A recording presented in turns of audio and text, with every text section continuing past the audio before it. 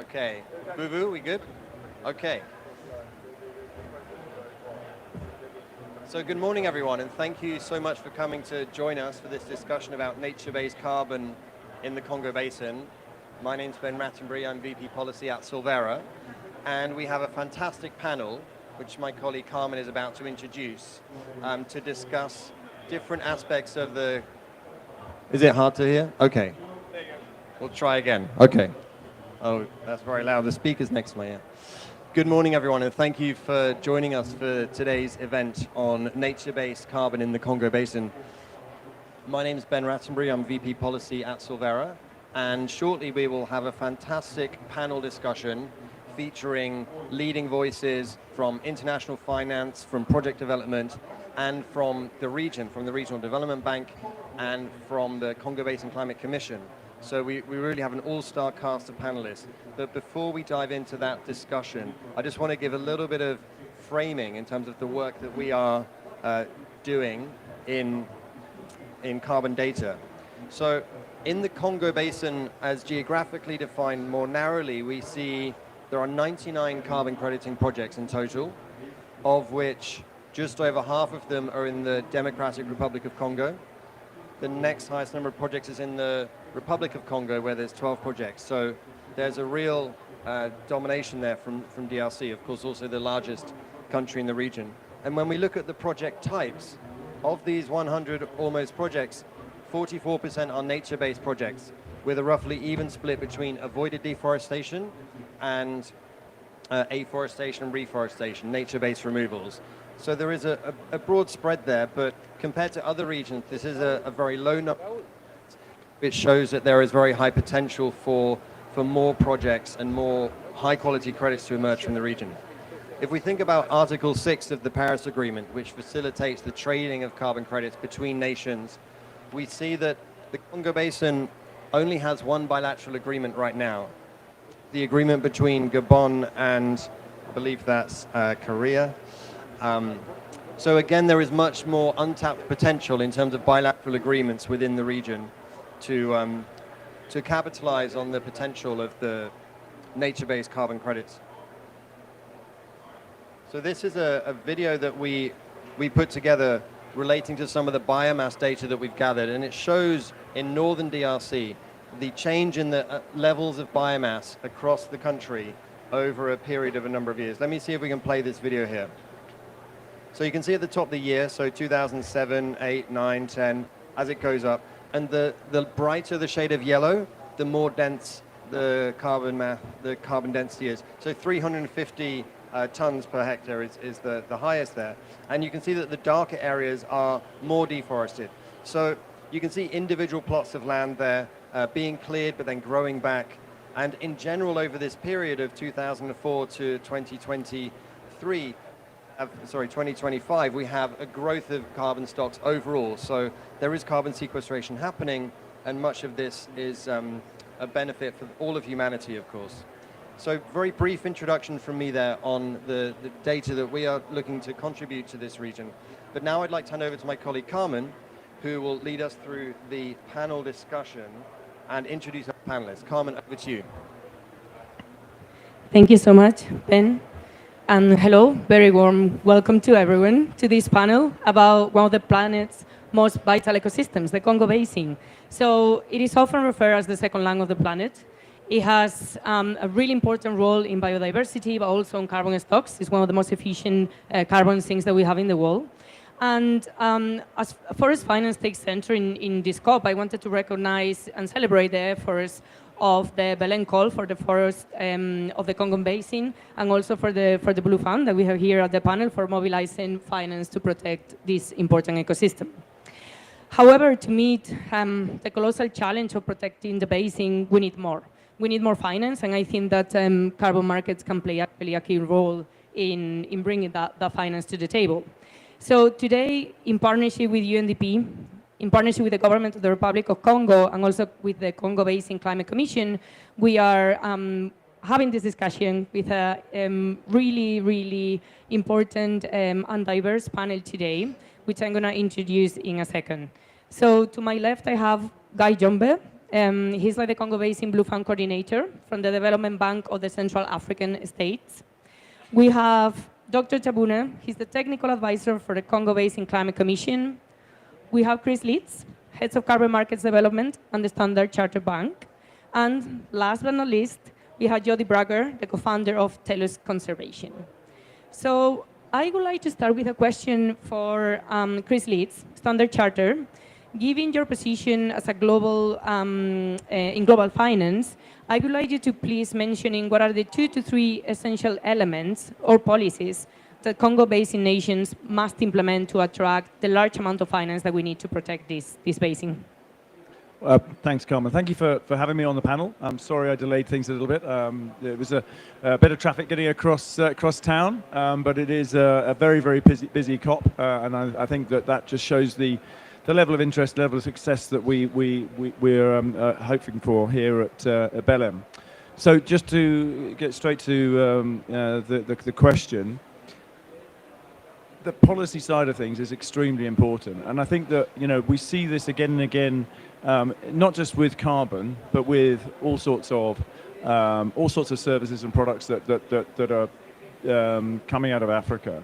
And it's all around trust. It's around establishing a framework that people can see is transparent, that it's open, and that people can trust.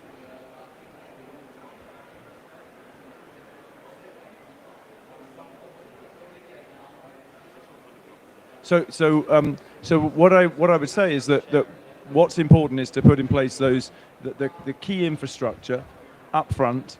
That is then allowed to develop, and people can use it, understand it, and trust it. So number one, I think it's around the legal certainty. So what is the framework? What is needed to be able to support a carbon market? What is the country going to do around making it clear what the ownership structure is for those carbon credits that are going to get generated? So if a company wants to come in and develop a project, who do they need to speak to? Who are the key people? Because they may not just be in the environment ministry, they may be in the trade ministry, but also the finance ministry. So who are the very key people to speak to? Or maybe there's one person. So typically you have a designated national authority, a DNA. So make clear who that person is and what the authority of that organization is.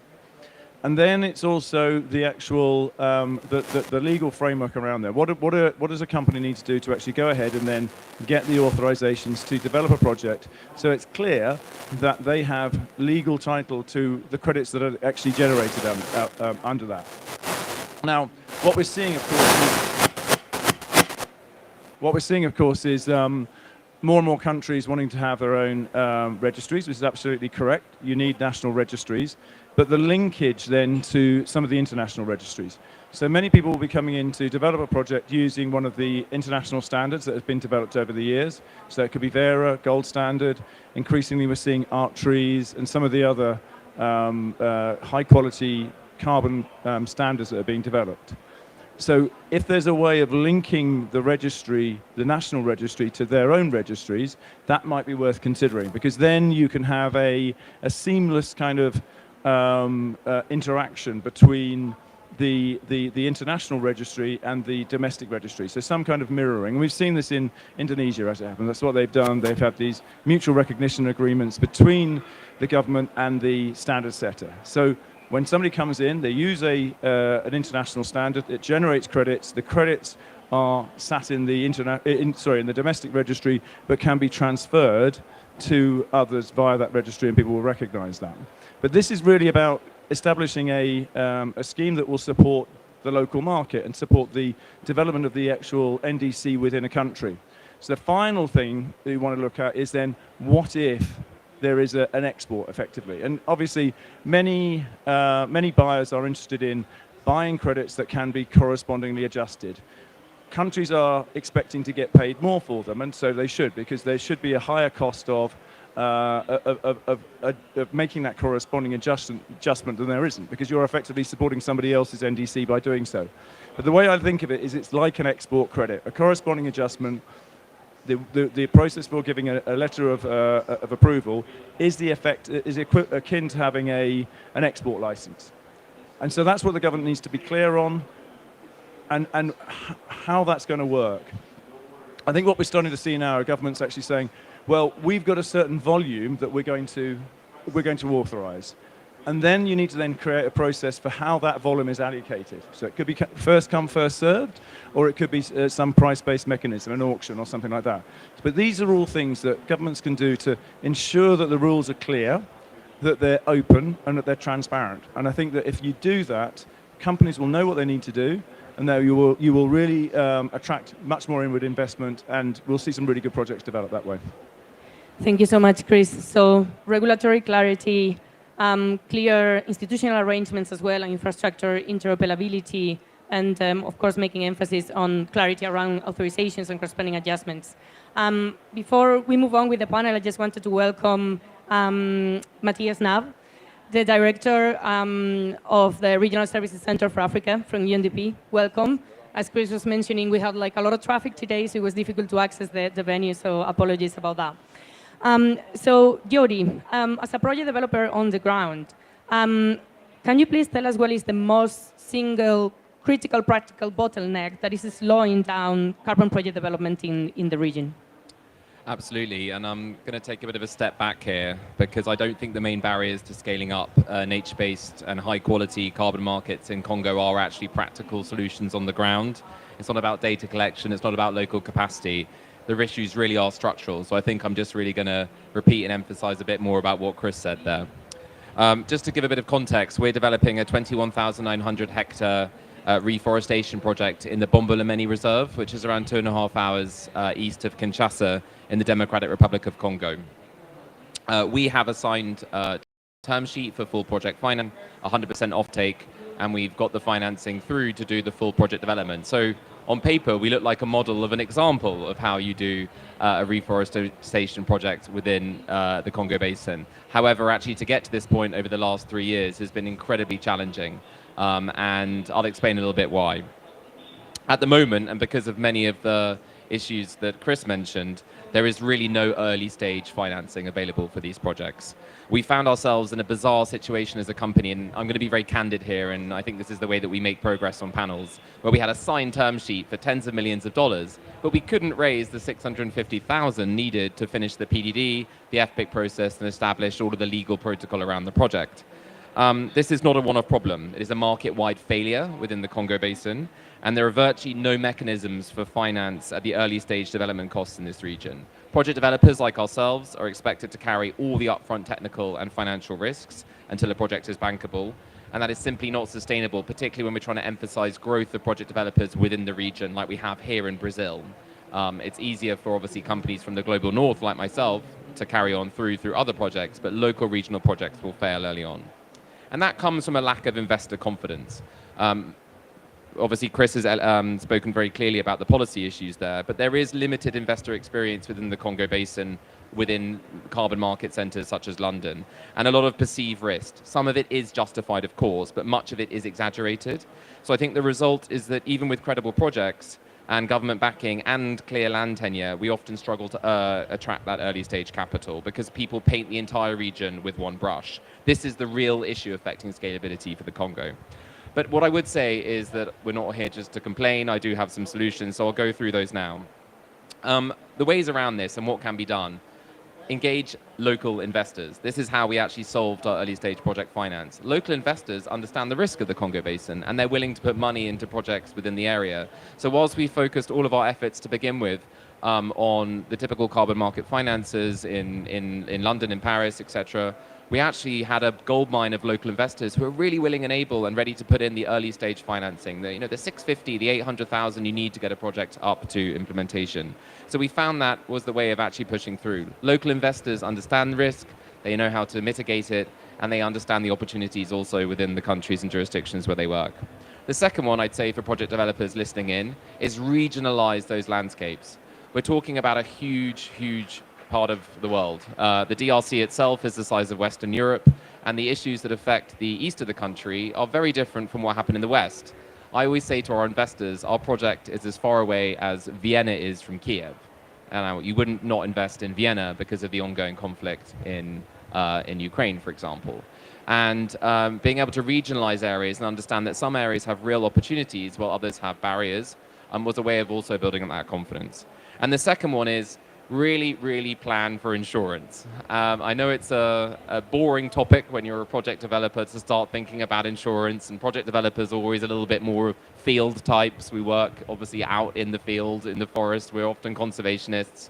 Insurance can seem like a kind of abstract thing at that in the early stages, but plan for it. Make sure that you develop the project, you establish the SPV and project structure so it will work with mechanisms such as MEGA. That is how you actually get the large-scale finance in, I think, if you have a MEGA guarantee, which is what we did very early on. And secondly, look at the private sector opportunities available to actually ensure project finance. It really does work. It's how you get it over the line. So, work with the insurance industry, and people like Howdens are doing amazing things. You've got Kita coming in, and of course, people like MEGA are amazing and very forward-leaning and really want to get this over the line. So, my summary so far. Thank you so much, Jody. Thank you for sharing some information on your project, and also thank you for bringing a positive note and a solution-oriented answer to the question, which I think is important. I would like to shift now from the private sector to the rest of the organizations that we have here in the panel. So, Guy, how will the Development Bank of Central African States specifically structure its role to integrate this private carbon market finance into the revenue of the Blue Funds? Thank you very much. My English is not very wonderful. I will try to express myself in French. Dans la zone de l'Afrique centrale, nous sommes convaincus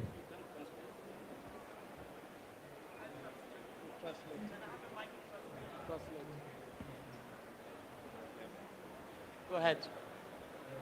Je regrettais de ne pas pouvoir ajuster d'une langue à une autre comme vous, Madame Nguyen. Et je faisais remarquer aux participants que dans notre sous-région, les capacités liées au marché carbone relèvent d'une partie du capital que nous savons détenir par les pays. Et en autre qualité... Tu as besoin de faire des pauses. Ce que je veux dire, c'est que what I want to say is that in our region, one of the things that is evident is that the carbon market and carbon finance is something that is held within the countries and that we know how to manage. Alors, conscient de ce fort potentiel que nos pays disposent, la BDEAC a inclus dans sa stratégie 2023-2027, dénommée AZOB, de mettre l'activité, le développement du marché carbone en Afrique centrale comme l'un des axes prioritaires majeurs. Conscious of the potential of the region for the carbon market, the African Development Bank of Central States have decided to include in its strategy to 2030, called AZOB, c'est ça? A key element of development of that strategy. Puisque nous ne sommes pas les pays et que nous sommes un instrument de financement des pays, nous avons cherché à nous entourer des compétences qui sont tout autour de nous et qui sont disponibles. As we are not a country, but a financing body for the countries, we have made sure that we surround ourselves with the right type of capacities and skills in order to be able to respond to the demand. Du coup, je vous ai dit tantôt que le plan stratégique, c'était 2023-2027. Et une fois que ce plan stratégique a été adopté, nous nous sommes rapprochés de la Convention cadre des Nations Unies sur les changements climatiques, avec qui nous avons signé un MOU en marge de la COP 29, non, en marge de la COP 28 à Dubaï.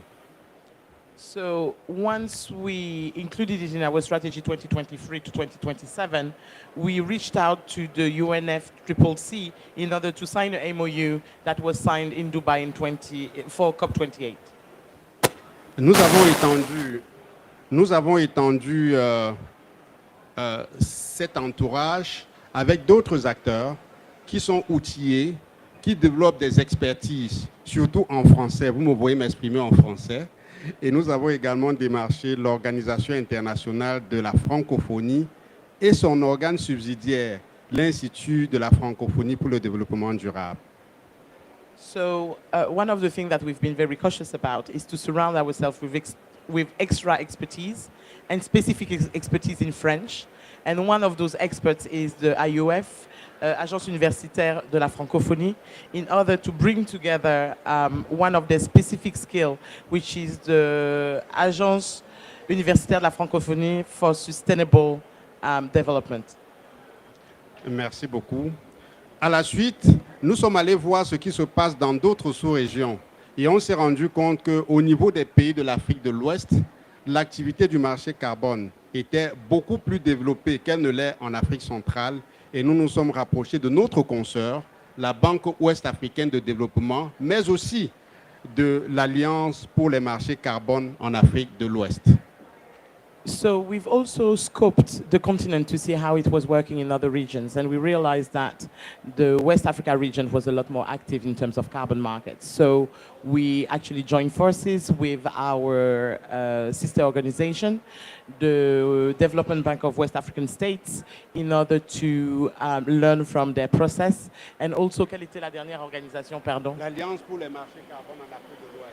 And we also joined forces with the Alliance for Carbon Markets in West Africa.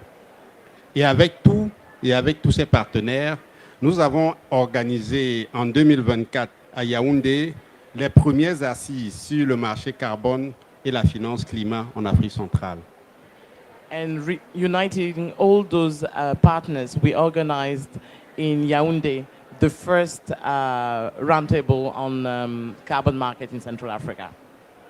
Ça a été une activité courue parce que tous les points focaux, article 6, de l'Afrique centrale, mais aussi de certains pays de l'Afrique de l'Est et d'autres pays de l'Afrique de l'Ouest se sont retrouvés à Yaoundé dans le cadre de cette activité suffisamment importante.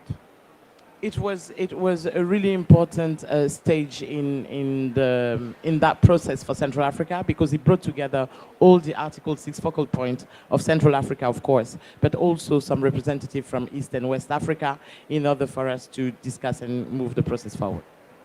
À la fin de notre réunion, nous avons convenu que comme les pays de l'Afrique de l'Ouest qui disposent d'une alliance sur les marchés carbone en Afrique de l'Ouest, et comme les pays de l'Afrique de l'Est qui étaient en cours de mise en place d'une alliance pour les marchés carbone en Afrique de l'Est, les participants ont décidé de la mise en place d'une alliance pour les marchés carbone en Afrique centrale. One of the things that transpired from that meeting is that West Africa already had an alliance, East Africa was putting together, and one of the key outcomes of that meeting was to set up an alliance for carbon for Central Africa.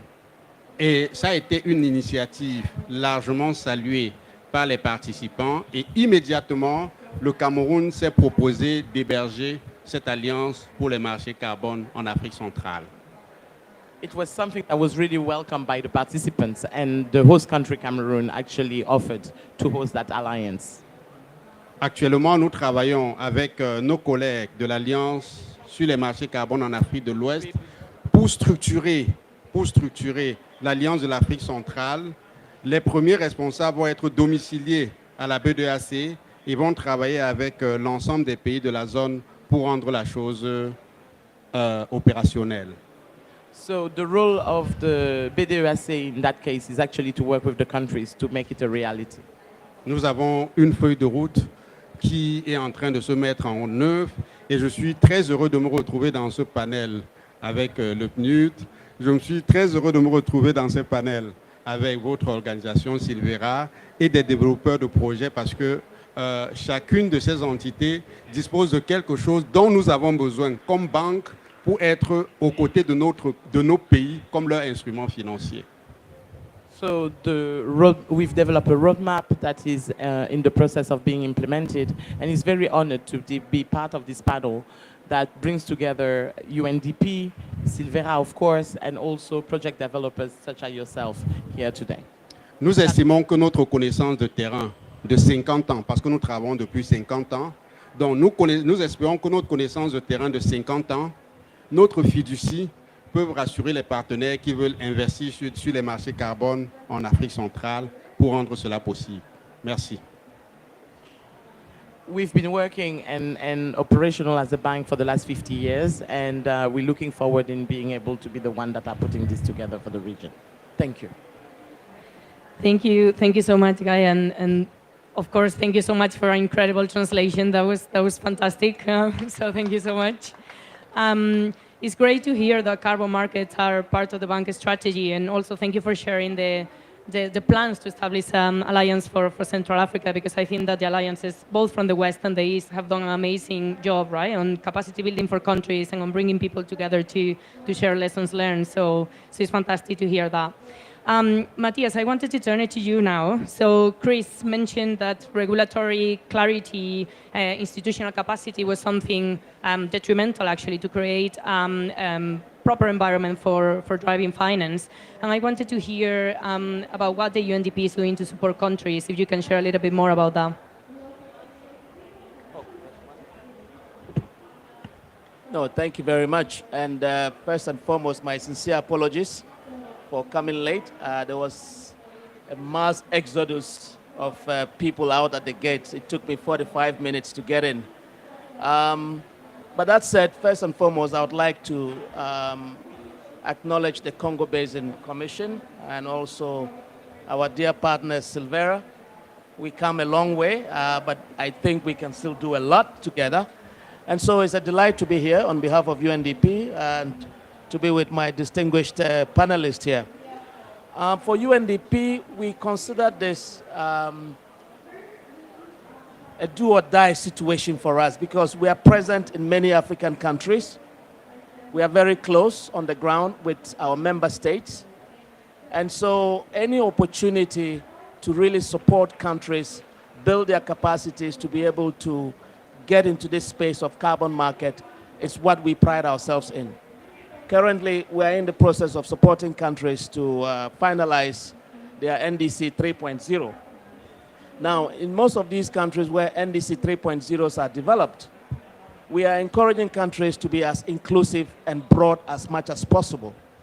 And so the next stage, as we have been instructed by the Secretary General at the opening of COP, is for UNDP to help countries actually operationalize their NDCs 3.0. What are we doing to be able to effectively support countries in doing so? First, we are looking at all the various sources of financing. And so we will be looking at private sector. We'll be looking at carbon markets, which is an area that we've been working with Silvera. And so coming back to your question, the issue is this. We pride ourselves in making sure that capacities are built within national jurisdictions so that they can be able to have the right sets of tools and skills to be able to tap into this space of carbon markets. But we also recognize that most of our countries that we work in, the first issue starts with regulations. So how can we support countries have the right regulations to be able to then free up the space for all actors to take advantage of this opportunity? So we're spending more time in building capacities and also helping countries have the right regulation, the right policies to be able to free up that space. Secondly, the issue of governance, institutional governance of all these other supporting entities that would actually free up the space to build trust with private sector, build trust with all the other international bodies, especially related to Article 6, for instance. So what I would like to say basically is we as UNDP are dedicated and we want to recommit ourselves to a partnership that we have with Silvera and with all the other stakeholders to ensure that at least the needed skill sets are given to all our countries that we're working in. I want to also acknowledge the fact that some of the challenges we face also relates to partnerships.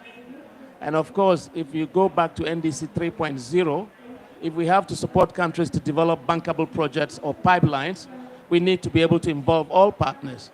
And this is why I think not only our private sector, but also development partners across the board should all have the opportunity to support African countries to take advantage of this space.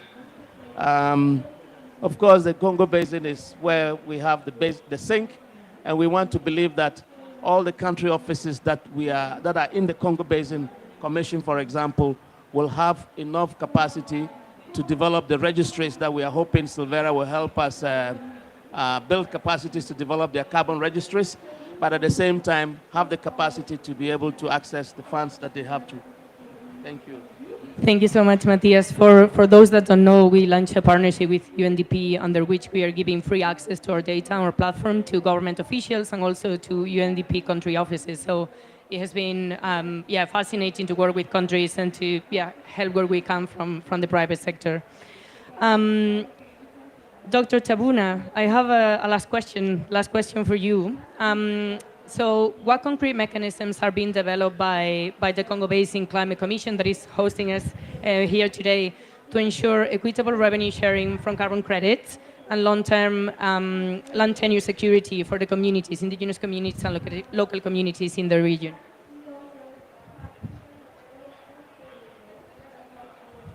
Je vais parler en français.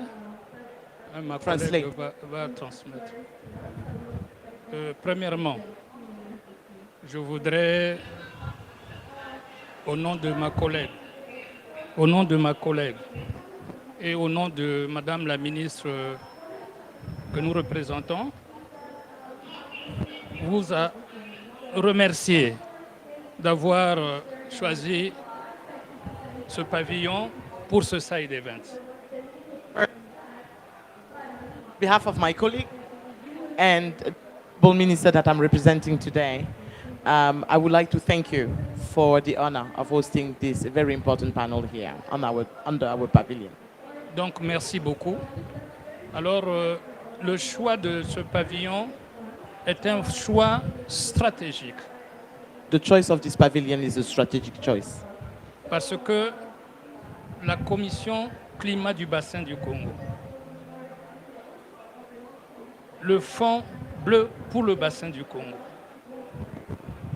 ces deux institutions ont été mises en place par le chef d'État en 2016 en marge de la COP30 à Marrakech. Because the Climate Commission of the Congo Basin and the Fidjuri Fund of the Blue Fund of the Congo Basin have been put together in March of COP22 in Marrakech. Donc la mission, c'est pour développer, si on peut dire ça comme ça, tous les projets, toutes les initiatives destinées à concilier protection de l'environnement et développement économique. So the purpose of the Commission is to actually develop all the projects that are actually bringing together the idea of preservation and sustainable development. Donc parmi ces activités-là, il y a l'économie du carbone. Among those activities, there's carbon economy.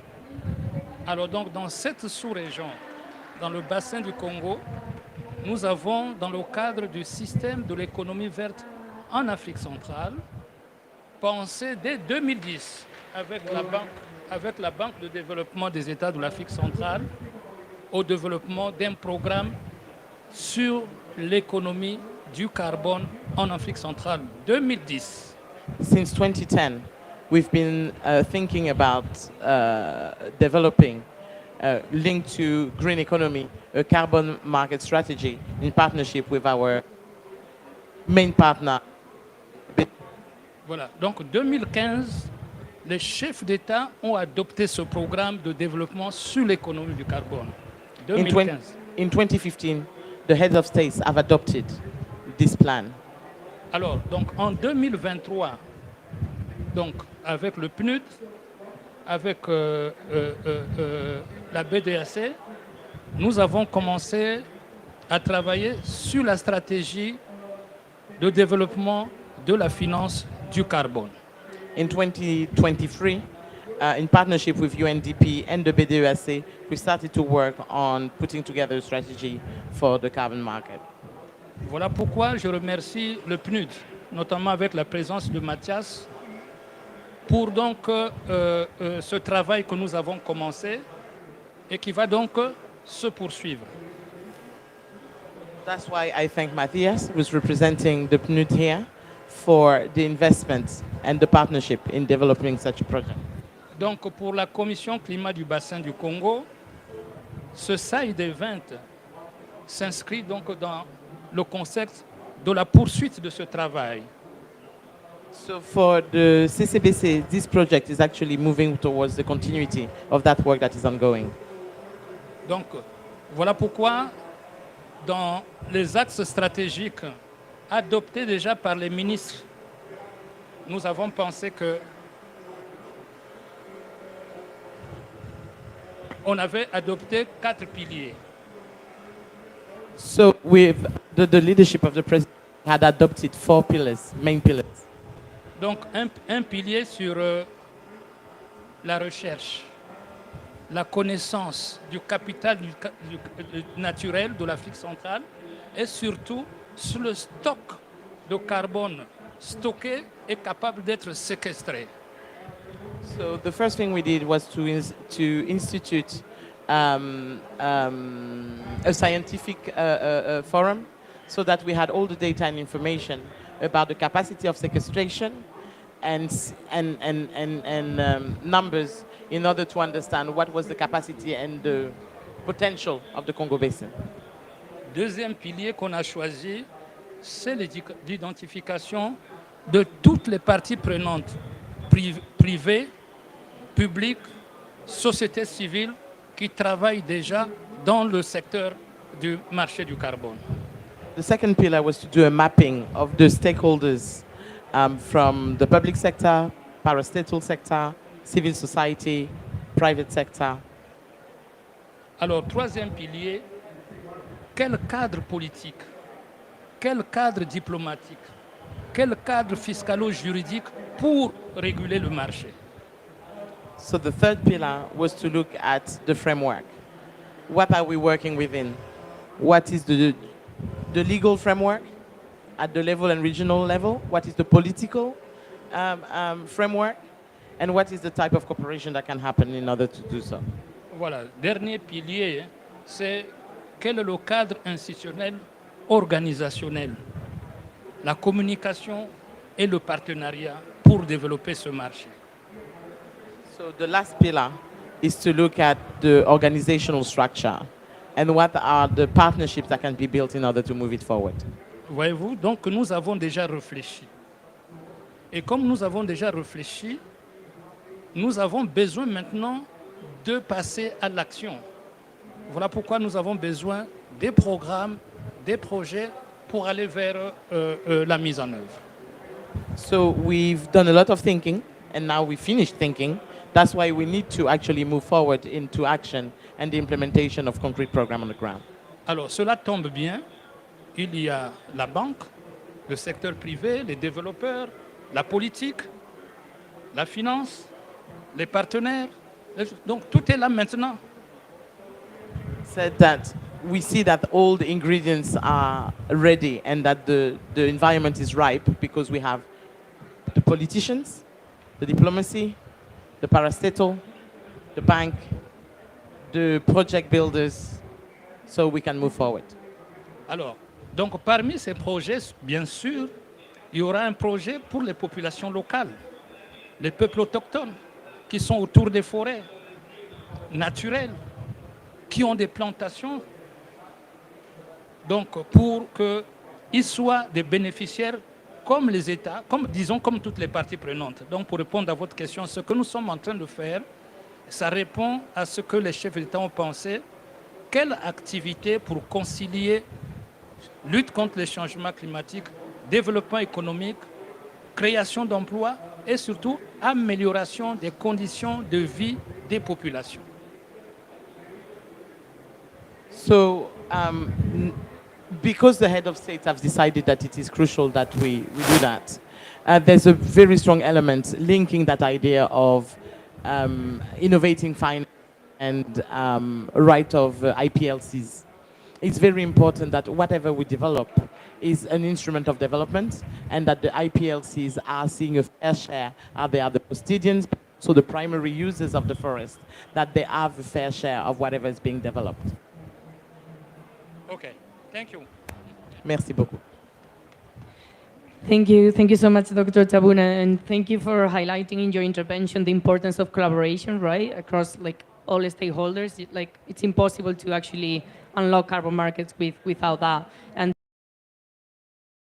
definitely indigenous people and local communities, although are not represented in the panel.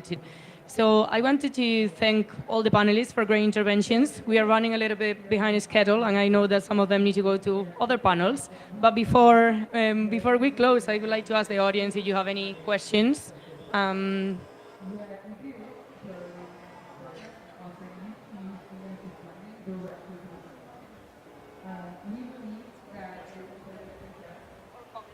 Thank you very much. No, it's not a question. My name is Abdurrahman Diallo. I'm the UN resident coordinator in Congo Brazzaville. So I'm just part of the partner, the stakeholder. We are well represented by UNDP, the right entity in the UN family, who is leading this agenda. But of course, other colleagues, other entities also, we tackle the issues of research.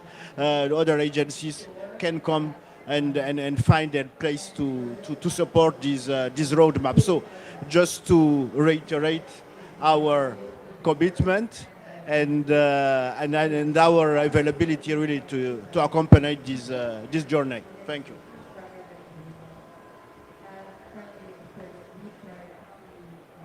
So I ask my question in English first, and then in French.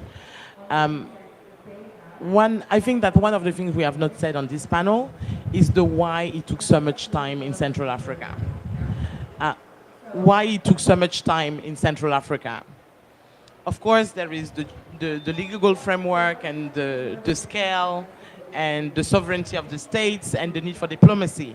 But there's also the predatory nature of the first people that came towards the countries in terms of developing carbon projects. You've said it before. One of the biggest investment is the pre-feasibility investment that most of the countries or the local communities are not ready to have. Donc une des choses dont on ne parle pas suffisamment et qui a vraiment ralenti le développement du marché carbone en Afrique centrale a été le côté prédateur de beaucoup d'acteurs sur le terrain. Beaucoup de forêts, beaucoup d'acteurs, on a commencé à approcher les communautés locales, à commencer à approcher les gouvernements locaux, les exploitants forestiers, en proposant des partenariats qui n'étaient pas vraiment gagnant-gagnant, en mettant en avant le coût de développement d'un programme carbone. So my question is the following. How is that kind of new configuration with a partnership with UNDP, Silvera, the bank, the politicians, is going to change the nature and make sure that we go for integrity carbon instead of predatory carbon? Donc comment est-ce que cet ensemble de forces qui viennent ensemble vont garantir que l'on ne soit plus sur un marché du carbone prédateur, mais sur un marché du carbone développant?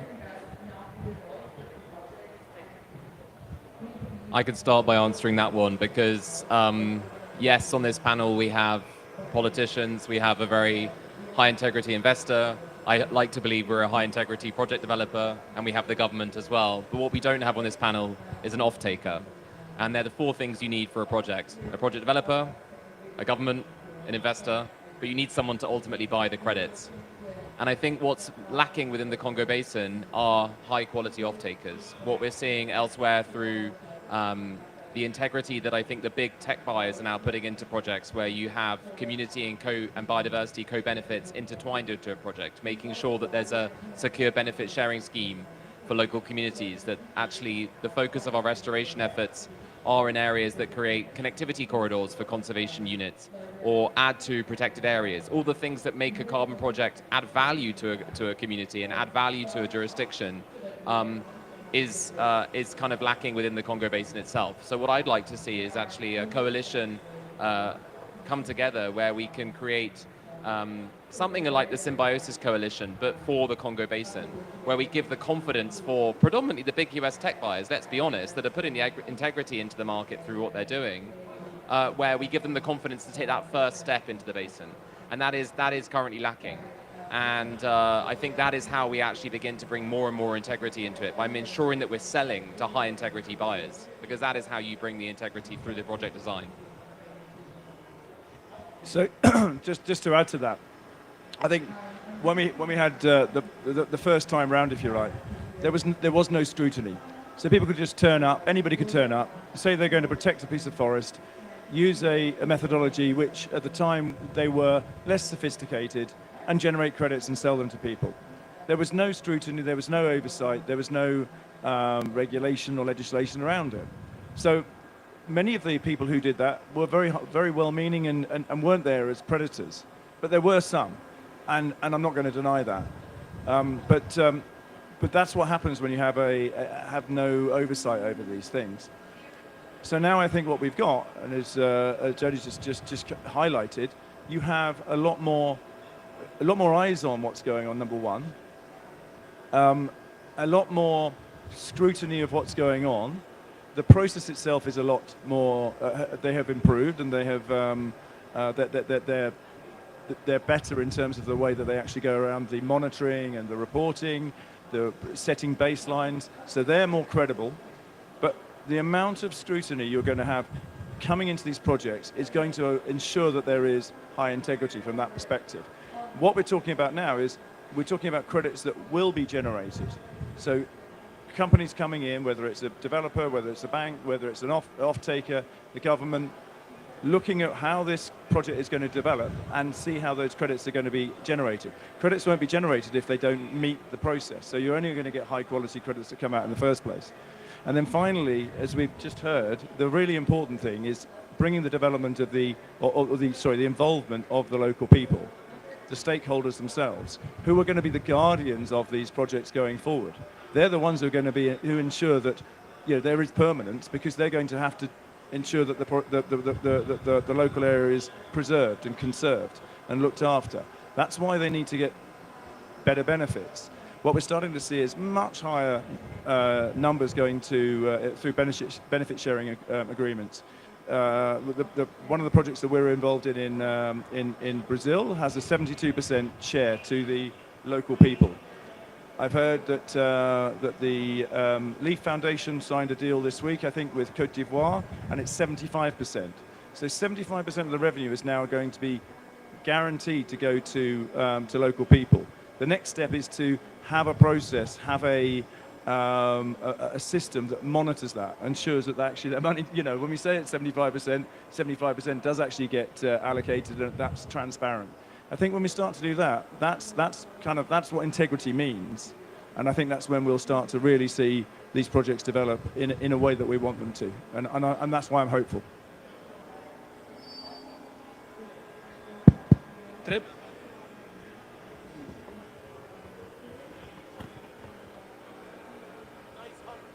It's okay, it's okay.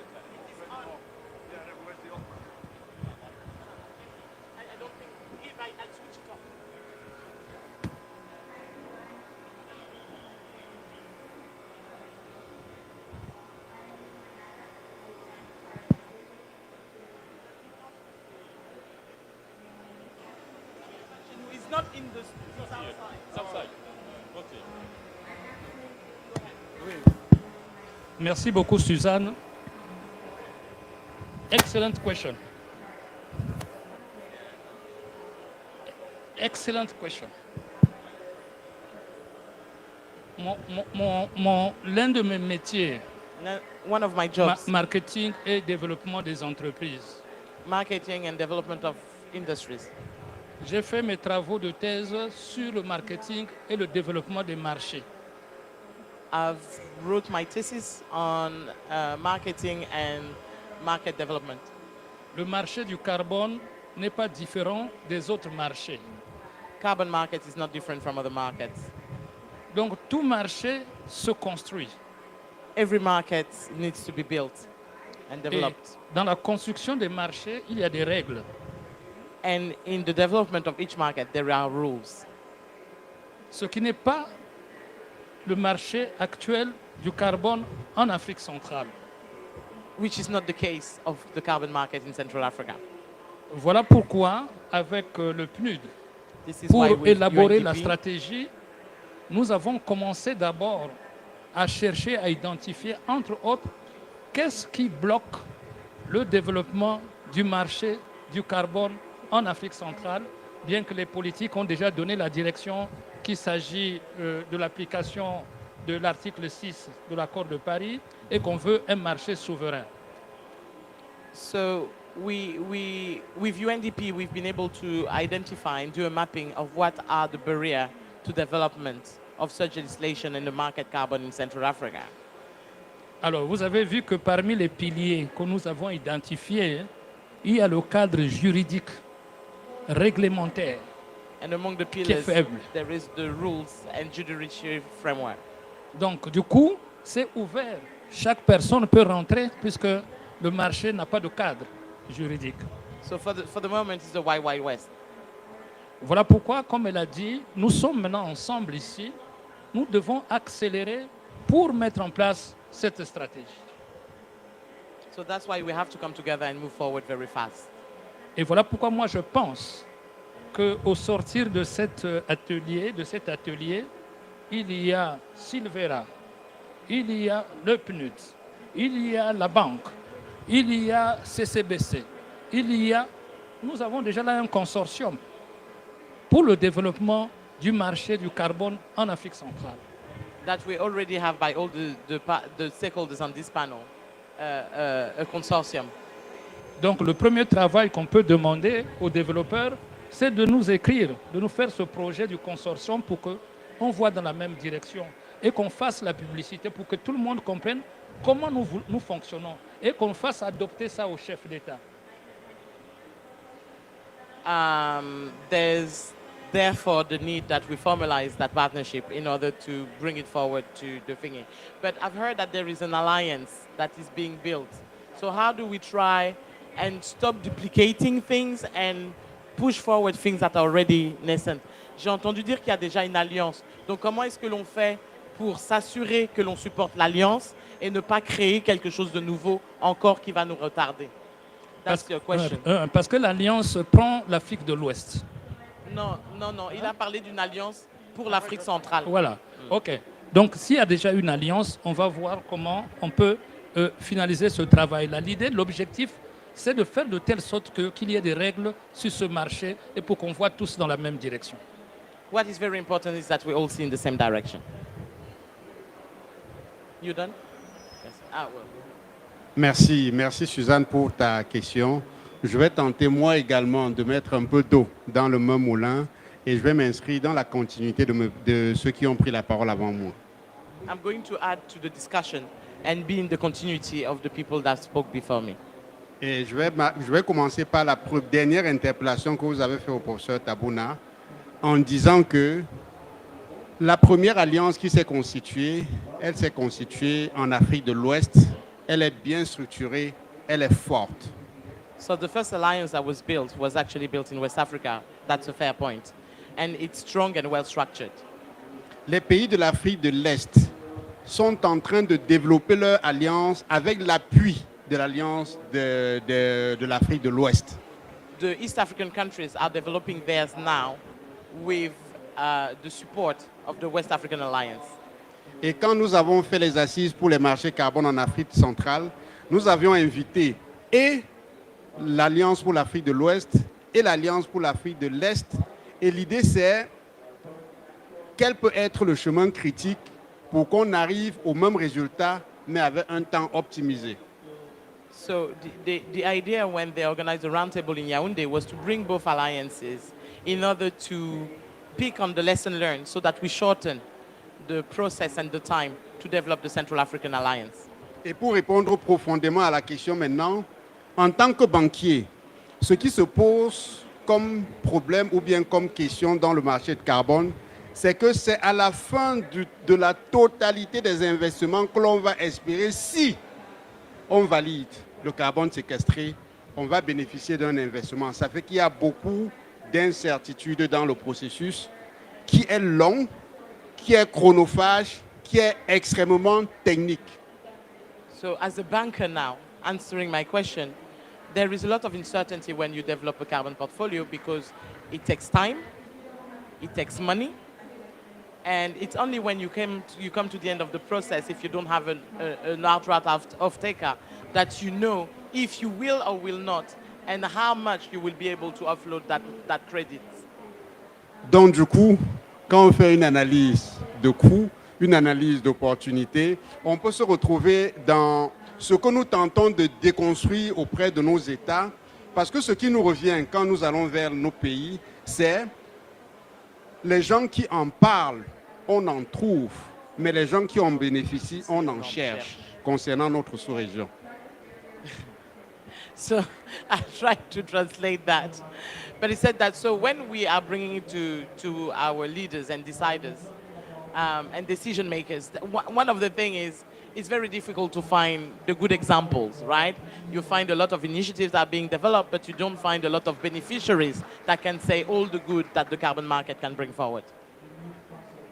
No, thank you very much. I like the way he ended up because that's exactly where I was going to start off.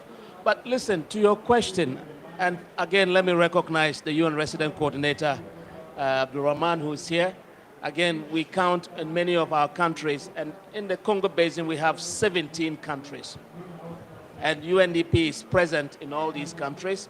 The UN is present in all these countries. So again, we still need to be able to leverage and take advantage of the entire UN system to be able to support our countries to take advantage of this market. But just to say, it's an interesting question. 2 or 3 points. I agree with everything my colleagues have said earlier. But the fact remains, carbon market or financing for who? We're talking about people here. Every government has an accountability to its populations. And we're talking about millions of people within this carbon sequestered area of the Congo Basin that should be, in fact, involved in the entire process of the value chain. So to your question, it's not late. I think our governments are getting ready, and this is the time. So even though the process in the beginning was lopsided, the awareness is coming. And I think it's our duty in terms of partners to make sure that we socialize the same with the beneficiaries, the people, because they need to be involved in the entire process of the value chain. And this is where, again, agreeing with my colleague from the Congo Basin Commission, it needs to start with the right policies and strategies. And I'm glad you mentioned the collaboration that we've enjoyed with the Congo Basin Commission, starting with the development of the policies and the strategies. Again, all these policies and strategies need to be socialized with the intended beneficiaries and all key stakeholders, including the bank. Because I think from a private sector perspective, if they are not convinced, they don't want to get involved. So we need to do that. The second thing I want to say is when we talk about integrity, for me, it's equivalent to credibility. So again, when you are talking about carbon integrity, we need to think about the whole line of credibility. And in doing so, there is a trust factor that is involved as well. If I don't trust you, I don't even think that I should get into business with you. And so in terms of developing integrity carbon markets, we need to value the presence of trust within all within all the key stakeholders. And I think, again, this is something that we will be working closely to ensure. But last but not the least, carbon markets is not just a mitigation issue. We need to let our beneficiaries understand that it is also an adaptation lifeline. And I think this is why the communication is also very key in our work with the key partners that we are collaborating with. But we want to put people at the center. And I think this is the value of this conversation as well. Oui, je voulais ajouter quelque chose de concret. I want to add something that is concrete. Oui, nous avons un document qui doit être signé entre la CEAC, qu'est-ce que je dis, entre la Commission climat du bassin du Congo et le PNUD. Et Mathias a déjà signé. C'est pour dire que nous devons déjà maintenant aller dans le concret. Nous avons déjà réfléchi, le PNUD a déjà signé pour faire le travail. Et c'est lui qui a signé. Voyez-vous, donc voilà pourquoi je parlais que quand on sort d'ici, on doit maintenant concrétiser le travail que nous avons commencé, notamment la signature de ce document pour poursuivre le travail. So the Commission has already moved forward in the process, and a partnership is already being built, and Matthias has already signed his share. We are the one that has still to sign. I just have a spin, and then I won't speak anymore. Matthias, thank you very much for your answer, but I also have something that was triggered by what was said about the off-taker. My feeling is that when you look at West and East Africa, we are talking about savanna carbon and highly degraded forests. The Upper Guinean forest there's no more trees. Savanna forest is what we call a woodland in Central Africa. And I have the feeling that there is more reward for restoration than there is for preservation. And that's a real issue. How can you tell me that I am the carbon sink? I have the densest forest ever on the globality of this world. And I get the rawest deals out there in terms of price. And I'm being told about credibility. The trees are there, even though.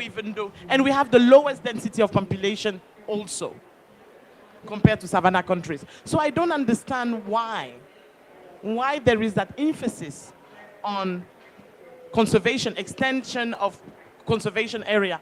What do you want me to do? I can't put the trees in the water. The trees are already there. The peatlands are already there. So I would like to understand what is the real issue for the off-takers to really put a fair price on the highest and sweetest quality. And I will use Carlos Manuel's word, on gourmet carbone that we actually have in Central Africa. Donc, je ne comprends pas, en fait. C'est comme s'il y a un focus qui a été mis sur la restauration vis-à-vis la préservation. Parce que les arbres sont là. On a la meilleure qualité de carbone. On a la plus grande densité de carbone. On a la plus basse densité de population. La forêt est très peu peuplée.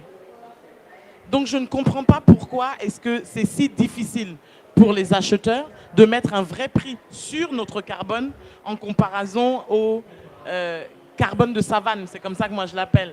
East African carbon is savanna carbon. Come on. It's bushlands. La forêt haute-guinéenne est un souvenir. Il n'y a plus d'arbres. C'est du cacao et de l'EVA. So I would like to understand why. Thank you, Susan. I'm just going to ask the panel, please, to be really brief because we are running quite late. So, Firstly, I share your passion and your frustration with the state of the red markets, effectively. As a conservationist, I'm in this game to protect existing ecosystems. Unfortunately, the market isn't there at the moment, and that's because of the integrity issues and some of the predatory issues we had early on days of red and subsequent articles that have come out from newspapers from my country, from the United Kingdom.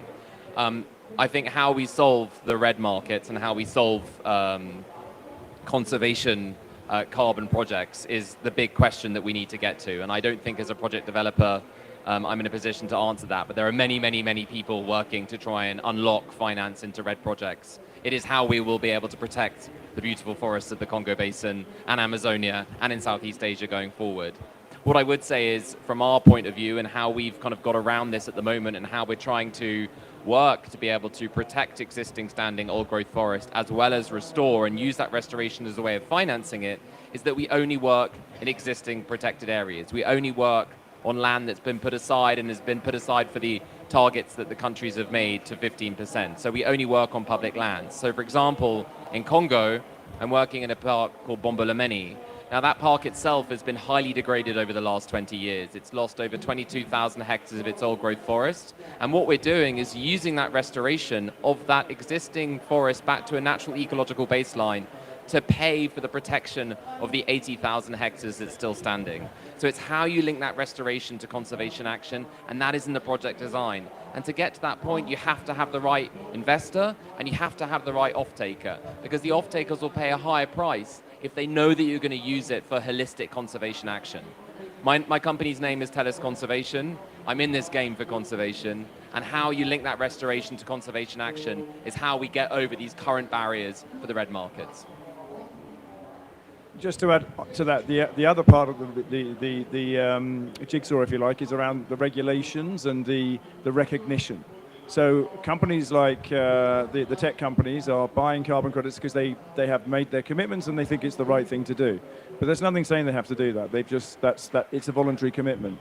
We are seeing regulation coming in, but we're also worryingly seeing developments, particularly at the UN level, where again we're going to undermine conservation efforts into standing forestry, because the rules are being put in place that are going to, or could potentially, exclude nature-based projects because of concerns around permanence. Now, the fact that the Congo has been standing for millions of years, I don't know how much more permanent they want to see it, but the fact that somebody's actually going to be able to tell you that it's permanent for 100 years somehow seems to be better. It all makes no sense. But I think the point is we have a chance now to ensure that that doesn't happen. So it's about getting out and making sure that your voice is heard and that people understand how important preservation and REDD+ type projects are, and they need to be part of the mix.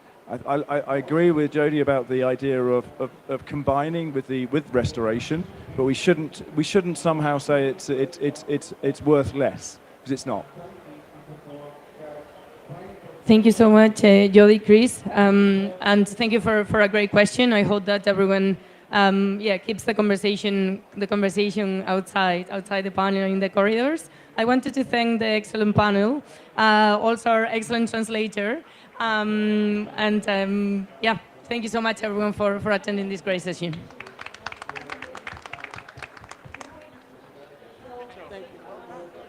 Excellent moderation. I'm sorry I was late. That's totally fine. It was really complicated today. I'm so sorry.